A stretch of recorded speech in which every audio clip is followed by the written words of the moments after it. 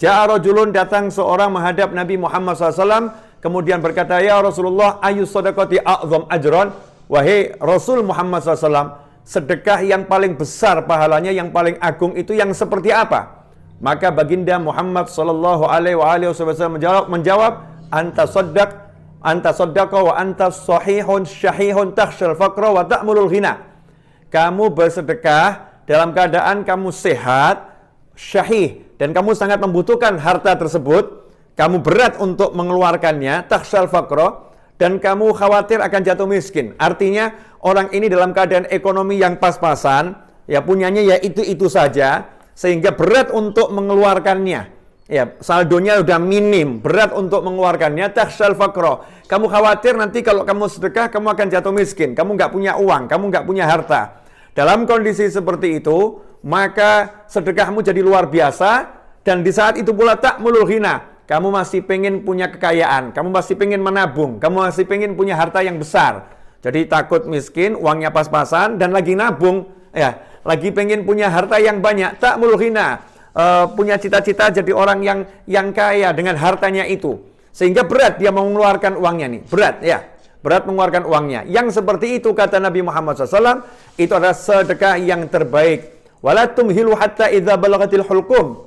Ya, dan jangan pernah kamu tunda sedekah hingga datangnya ajal, sampai di kerongkongan ini, nyawa sudah sampai di kerongkongan, baru kamu berkata, qulta li fulan kadza wa li fulan kadza. Tolong hartaku untuk fulan bagi sekian, untuk fulan bagi sekian, waqad kana li fulan. Padahal fulan itu sudah punya jatahnya sendiri.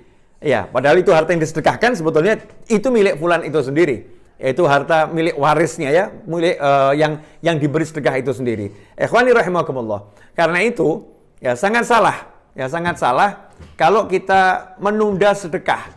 Jadi sedekah ini jangan ditunda. Jadi segera dikeluarkan. Pernah seorang ulama lagi mandi di kamar mandi, kemudian dia teriak di kamar mandi manggil istrinya dengan suara keras, tolong serahkan ya, itu kepada fulan, serahkan itu pada fulan. Lagi di kamar mandi ini. Maka setelah keluar dari kamar mandi dan harta yang ingin disedekahkan udah diserahkan, istrinya nanya, kenapa kamu tidak tunda sampai kamu keluar dari kamar mandi? Ya, kemudian kamu ngomong baik-baik, tidak teriak-teriak, ngomong dengan saya dengan suara yang wajar saja, nggak harus teriak dari kamar mandi gitu. Padahal di kamar mandi makruh untuk berbicara dan lain sebagainya, kecuali untuk hal-hal yang memang dharuri.